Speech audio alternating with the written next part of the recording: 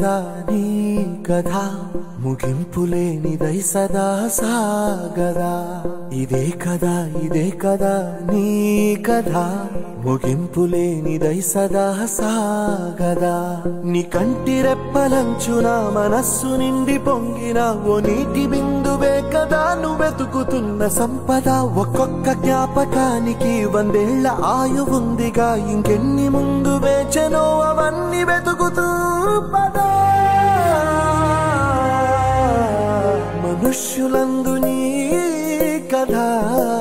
మహర్షిలాగా సాగదా మనుష్యులందు నీ